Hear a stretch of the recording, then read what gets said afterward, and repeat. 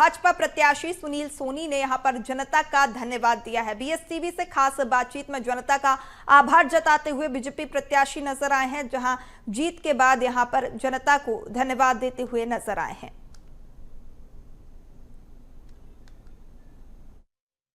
BJP प्रत्याशी Sunil Soni BJP कार्यालय पहुंच चुके हैं। जश्न मनाया जा रहा है। हमारे साथ खास बातचीत करने के लिए मौजूद हैं। कैसा लग रहा है भैया? लगभग जीत के पास जनता की जीत है, कार्यकर्ताओं की मेहनत है, नेताओं का मार्गदर्शन रहा, प्रदेश और राज्य का जो विकास है वो रहा। मुख्यमंत्री जी, हमारे बृजमोहन जी, सबने अच्छी मेहनत किया, मार्गदर्शन में इस चुनाव को लड़े। कहा जा रहा था कि टक्कर होगी, लेकिन एक तरफा बढ़त में आप आगे बढ़ गए। जवाब मिल गया उनको। बिल्कुल, ये सुनील सोनी थे जो ये बता रहे थे कि जनता ने कांग्रेस को जवाब दे दिया है और अभी जो बढ़त है वो लगभग 30,000 वोटों से ज़्यादा है। कुछ राउंड की गिनती और बची है और उसके बाद जो है नतीजे साफ हो जाएंगे। लेकिन बीजेपी का ये मानना है कि बीजेपी प्रत्याशी सुनील सोनी जीत चुके हैं। कैमरामैन भूपेंद्र निर्मलकर के साथ रायपुर से बीएसटीवी के लिए शिवम दुबे। खबर पर ज्यादा जानकारी के साथ सहयोगी करिश्मा हमारे साथ रायपुर से जुड़ चुकी हैं। करिश्मा, यहां पर जिस तरीके से भारतीय जनता पार्टी जीत की ओर अग्रसर है, कहीं न कहीं खासा उत्साह देखने को मिल रहा है।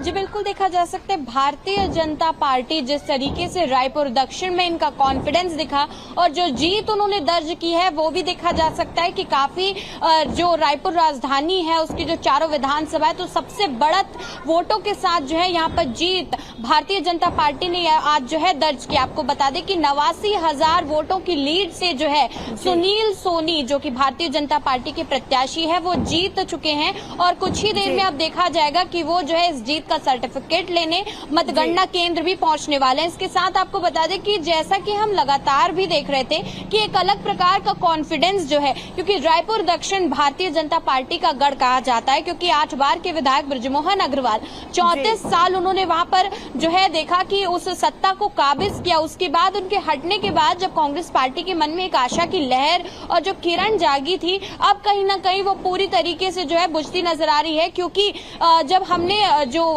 कांग्रेस पार्टी के प्रत्याशी हैं आकाश शर्मा, उनसे भी जब मतगणना केंद्र में जब कहीं ना कहीं जो पूरे परिणाम थे वो स्पष्ट नजर आ रहे थे, जब उनसे चर्चा की तब उनका भी कहना है कि जब भारतीय जनता पार्टी अपने प्रचार प्रसार में कहती थी कि रायपुर दक्षिण में 2 विधायक होंगे, एक विधायक जो है वो सुनील सोनी बनेंगे और दूसरे विधायक बृजमोहन अग्रवाल रहेंगे। उन्होंने कहा भले ही मैं सांसद बन गया हूं लेकिन अभी भी जो है अपने क्षेत्र के लिए तो मैं विधायक ही रहूंगा। तो उनका ये कहना है कि 2 विधायक तो रहेंगे ही, लेकिन एक पहरेदार जो है आकाश शर्मा वो भी मैदान में नजर आएगा और कई सारे मुद्दे जो जनता लगातार लेकर के पहुंचेगी उनका नेतृत्व करते हुए भी नजर आएंगे। इस जीत की बात की जाए तो देखा जा सकता है भारतीय जनता पार्टी में काफी उत्साह है, क्योंकि जो लीड भाजपा ने शुरू से आखिरी तक बनाई है, चाहे वो बात करें डाक मत पत्रों की बात की जाए तो उसमें भी देखा गया कि 161 मत जो है सुनील सोनी को मिले। उसके साथ जब ईवीएम में काउंटिंग शुरू हुई तो पहले रुझान से ही देखा गया कि हजारों वोटों की लीड से जो है यहाँ पर हमें सुनील सोनी जो है बढ़त में नजर आ रहे थे और उसके बावजूद जो कॉन्फिडेंस था कांग्रेस के काउंटिंग जो एजेंट्स थे उनमें भी काफी जो है कॉन्फिडेंस उसके बावजूद नजर आया। लेकिन जैसे जैसे जो है समय बीतता गया, राउंड्स होते गए, तो आपको बता दें कि 9 से 8वें राउंड तक जो है हजारों की लीड में भाजपा पहुंच गई और जो ये डिफरेंस था 46,000 वोटों का डिफरेंस, ये जो डिफरेंस है काफी बड़ा है। इससे पहले जब बृजमोहन अग्रवाल जी के भी बयान आते थे तब उन्होंने भी कहा कि जो डिफरेंस होगा वो 10 से 20,000 वोटों का जो है वो यहाँ पर देखने को मिलेगा। लेकिन ये जो डिफरेंस है वो किसी ने एक्सपेक्ट नहीं किया था। 46,000 वोटों का डिफरेंस जो है यहाँ पर नजर आ रहा है। हालांकि आकाश शर्मा का कहना है कि इस बार जो है जनता का मूड शायद वो समझ नहीं पाए, जनता ने क्या कुछ सोच कर वोट दिया है, शायद जनता के मुद्दों को हम छू नहीं पाए, इस तरीके का बयान उनका जो है सामने नजर आ रहा है। वहीं भारतीय जनता पार्टी की बात की जाए तो इस जीत से काफी ज्यादा खुश जो है भाजपा नजर आ रही, क्योंकि जो उत्साह तो भारतीय जनता पार्टी में देखने को मिल ही रहा है। लेकिन अगर हम बात करें कांग्रेस की, तो जिस तरीके से हर मुद्दे को कांग्रेस उठाती हुई नजर आई थी, सरकार को घेरती हुई नजर आई थी, कानून व्यवस्था का मुद्दा मुख्यतः उठाया गया था, और अब जब चुनाव परिणाम सामने आ चुके हैं तो क्या लगता है कि ये जो मुद्दे उठा रही थी कांग्रेस ये जारी रहेंगी, क्योंकि नगरीय निकाय चुनाव आगे है? किस तरीके से कांग्रेस की अब रणनीति होने वाली है?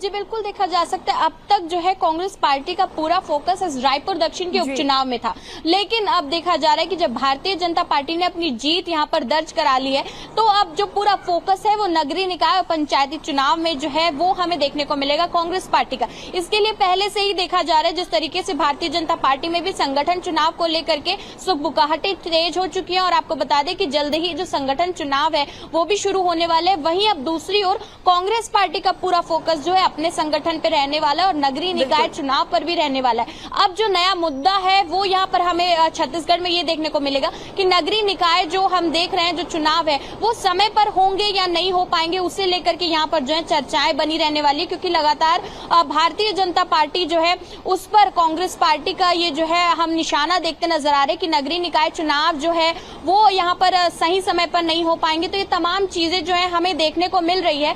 तो अब देखना है कि जो नए मुद्दे हैं कहीं ना कहीं वो लेकर के जो है कांग्रेस पार्टी जमीन पर और जो है उतरने वाली। इसके साथ अब देखा जाएगा कि शीतकालीन सत्र भी जो है विधानसभा का वो शुरू होने वाला है, तो उसमें भी जितने भी कांग्रेस के विधायक रहने वाले हैं वो यहाँ पर देखा जाएगा कि किस तरीके से भारतीय जनता पार्टी को घेरने का प्रयास जो है विधानसभा में करने वाले हैं। विभिन्न मुद्दों से लेकर के जो है चर्चाएं शुरू होंगी, साथ ही में धान खरीदी का मुद्दा उठाया जाएगा, कानून व्यवस्था का मुद्दा उठाया जाएगा। करिश्मा, तो तमाम मुद्दे हैं कांग्रेस की ओर से भी, और अब देखने वाली बात होगी कि कांग्रेस कैसे इन मुद्दों पर सरकार को घेरती हुई नजर आती है। तमाम जानकारी साझा करने के लिए आपका बहुत शुक्रिया।